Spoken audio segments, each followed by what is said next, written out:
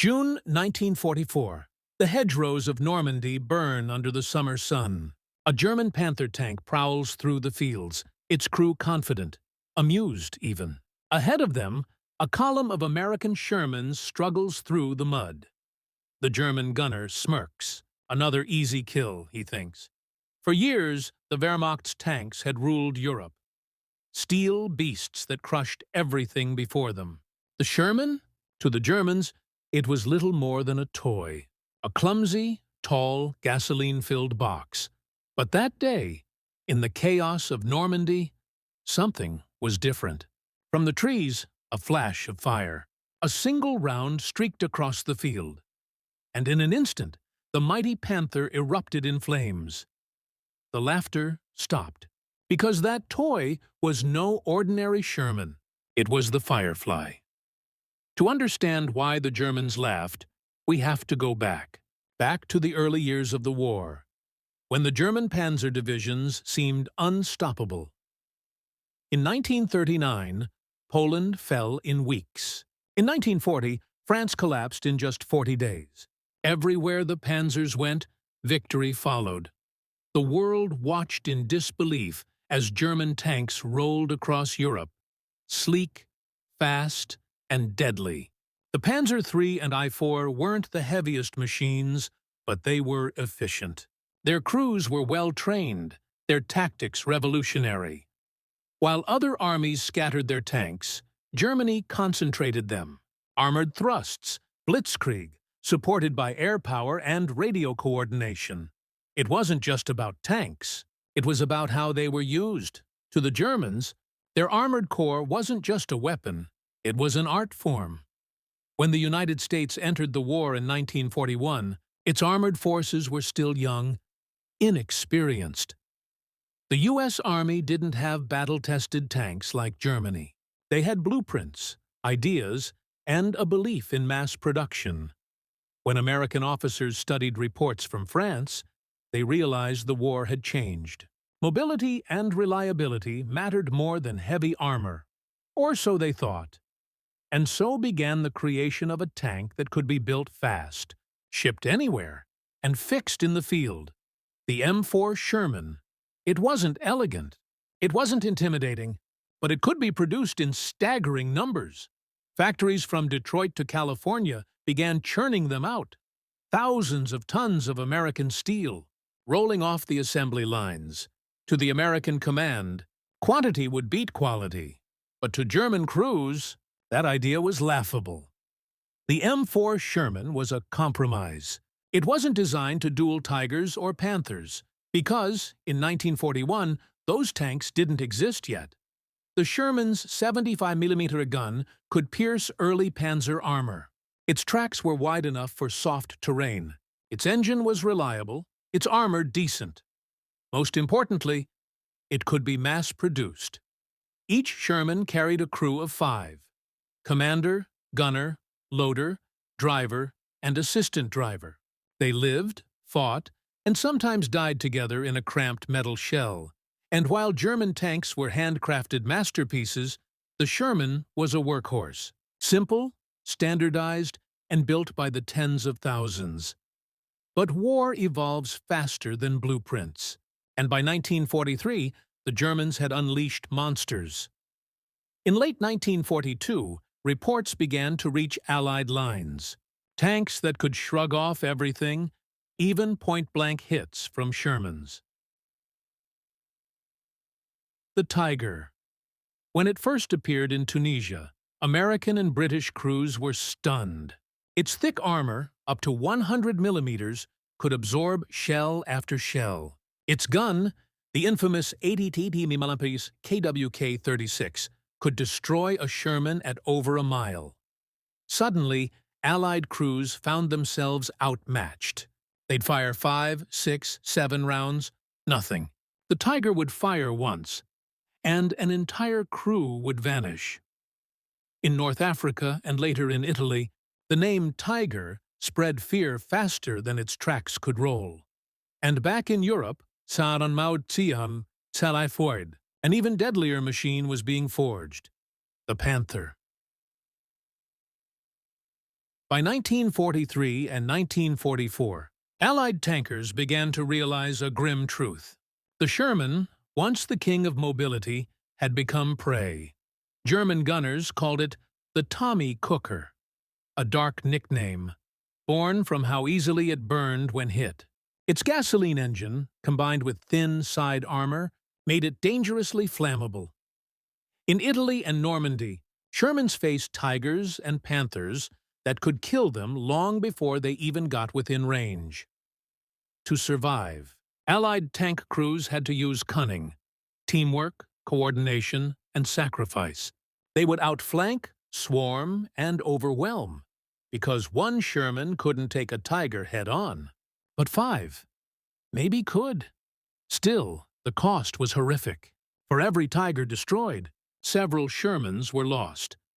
The laughter from German tank crews wasn't arrogance.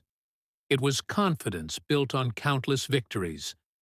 But that confidence was about to face something new. By early 1944, the Allies knew they needed a miracle. Germany's armored power was unmatched. British and American commanders were frustrated. They had the numbers, but not the punch. At British command meetings, engineers discussed mounting bigger guns. They experimented with the 17-pounder, a high-velocity anti-tank gun capable of punching through even the Tiger's armor, but it didn't fit. The gun was too large, the recoil too strong, and the turret too small. Most said it couldn't be done. Most, but not all. In southern England, a small group of British engineers refused to give up.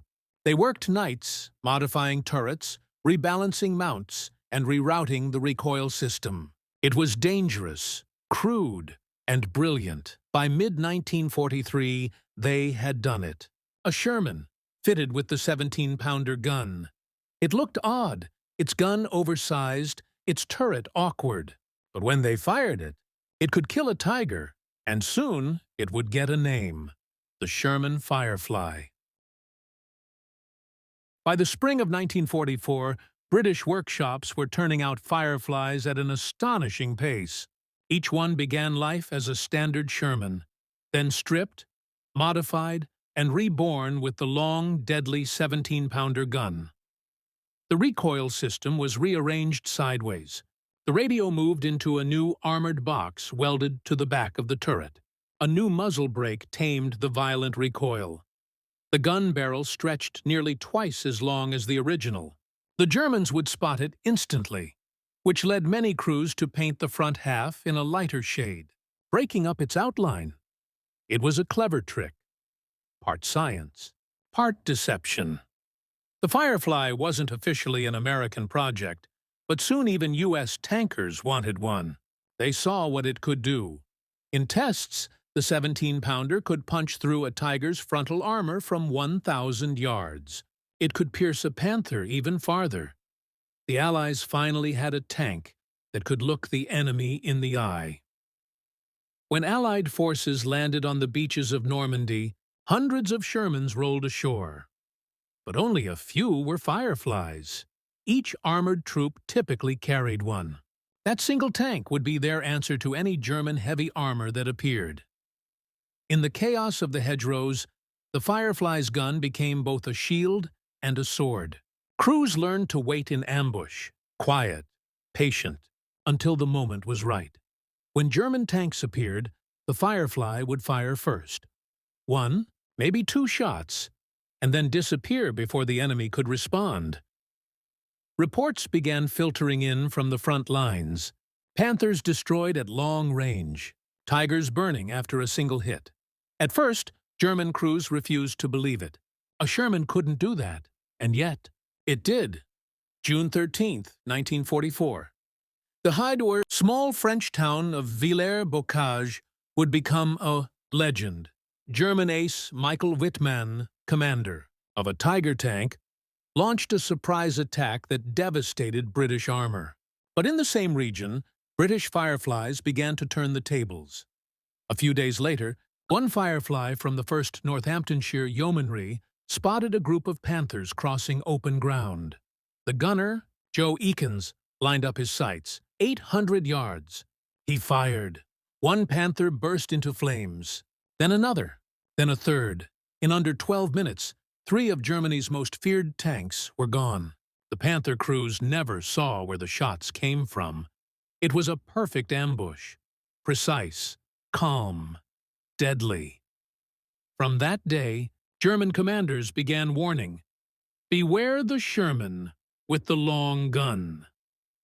The Firefly was more than just a gun on tracks. It was a psychological weapon. German tank crews, once fearless, began to hesitate. They scanned the horizon for that long barrel, afraid to expose themselves even for a second. In many encounters, the Firefly struck before the Germans could even locate its position. Its gun fired a bright flash, but by the time the Germans reacted, it was too late.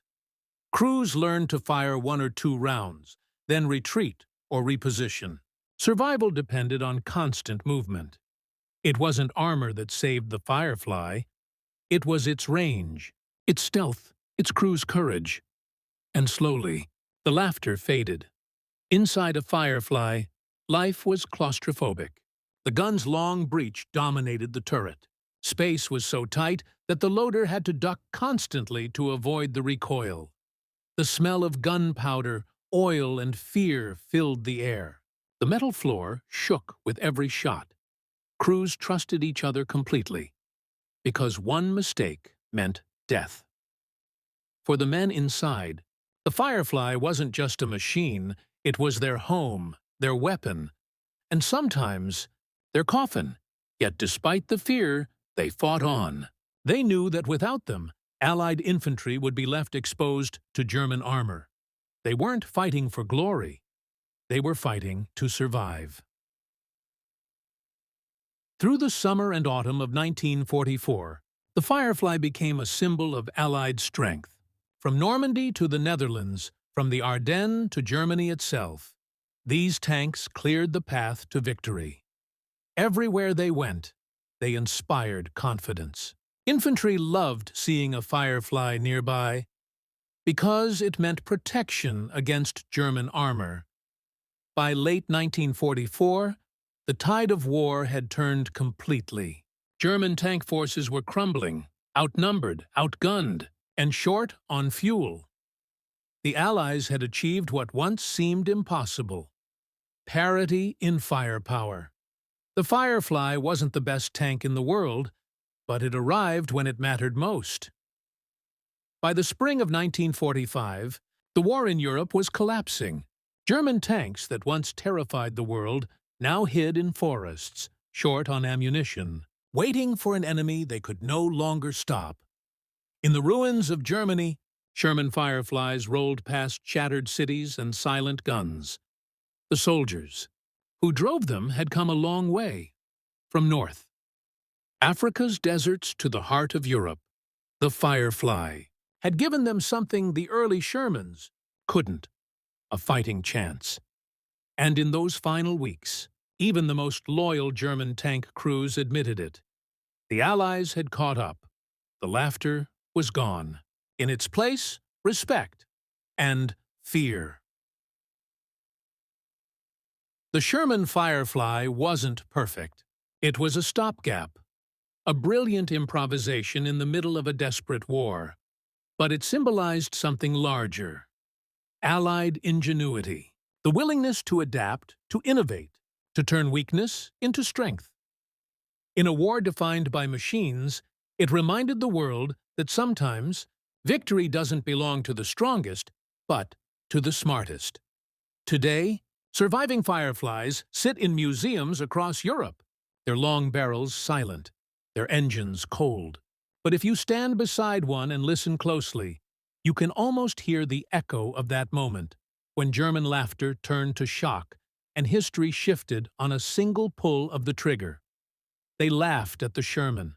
They mocked its armor, its firepower, its size. But war has a way of humbling the proud. And when the Firefly appeared on the battlefield, sleek, silent, deadly, the laughter stopped. Because in that moment, the Allies proved that courage, creativity, and sheer determination could turn even the most underestimated machine into a legend. This is the story of the Firefly, the tank that made the tigers burn and made the world believe that no giant is invincible forever.